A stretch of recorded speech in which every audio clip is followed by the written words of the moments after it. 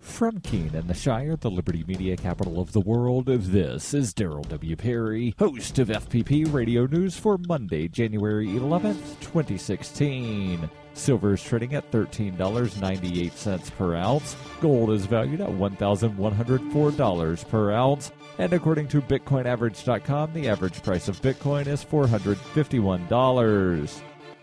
Antiwar.com reports, adding to the already tenuous prospect of this month's Geneva peace talks on Syria accomplishing anything, Syria's foreign minister has insisted his government's agreement to attend is wholly conditional on the banning of terrorist groups from the meeting. The foreign minister did not indicate which groups are considered terrorist, but did insist he wanted to see a list of which rebel groups are scheduled to be invited. This is problematic as the United States and Russia, who have been trying to come up with a list of terrorist groups so they know who not to invite, seem at an impasse. Even if such a list is eventually assembled, none of the rebel factions have even agreed to attend in the first place and are demanding a range of concessions from the Assad government to go to the event. Ultimately, this raises the prospect both that no rebel groups will attend and that the Syrian government might not attend either over objection as to who was invited. Either way, the chance of both sides attending, let alone getting anywhere, seems extremely remote.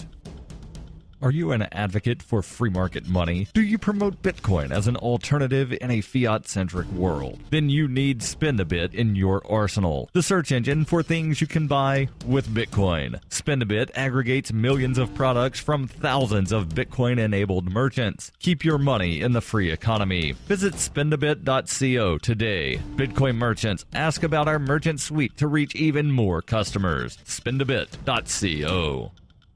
Reuters reports the U.S. Supreme Court will consider on Monday a conservative legal challenge targeting public sector unions when the justices take up a case brought by non-union teachers in California who object to being compelled to pay for collective bargaining. The dispute pits 10 public school teachers and the Christian Educators Association International against the California Teachers Association, an influential union with 325,000 members and a history of backing liberal political causes. The case could erode organized labor's influence by allowing public sector workers who are not union members but are forced under the state to pay agency fees equivalent to union dues to stop providing this money. This would reduce the income and political clout of public sector unions. Such a ruling would apply in 25 states that do not already have what are known as right-to-work laws that prohibit workers from being forced to pay union dues. A ruling in favor of the non-union teachers would be a blow to organized labor because unionized teachers and other civil servants in states without right-to-work laws comprise its main power base. The teachers who joined the lawsuit are asking the 9 justices to overturn a 1977 Supreme Court ruling that allowed public sector unions to collect fees from workers who do not want representation as long as the money is not spent on political activities. The Supreme Court will hear an 80-minute oral argument on Monday with a ruling due by the end of June.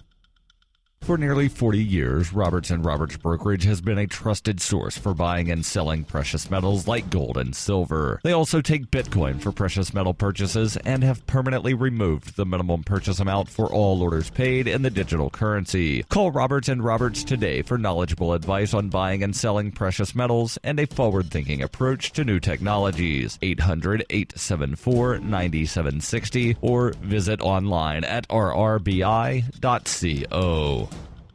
Antiwar.com reports many analysts are left scratching their heads as Afghanistan's seemingly huge military continues to flounder in the face of Taliban offensives, allowing the insurgency to seize seemingly any territory it has a mind to. Talk of poor training, low morale, etc. are all valid, but are only part of the story. The bigger problem is ghost soldiers, members of the Afghan military who exist entirely on paper and who, in many cases, are supposed to be part of the considerable defensive garrison at checkpoints and important cities. The problem continues to grow, however, and at this point, estimates suggest that 40% of the Afghan military may not even exist. The Afghan government's interest in solving this problem has been limited as the military has struggled to find real recruits in the first place, and NATO nations pay virtually the whole bill for their security forces. Accepting fake troops has allowed them to meet their recruitment goals, and it's not like it's their money that's being stolen.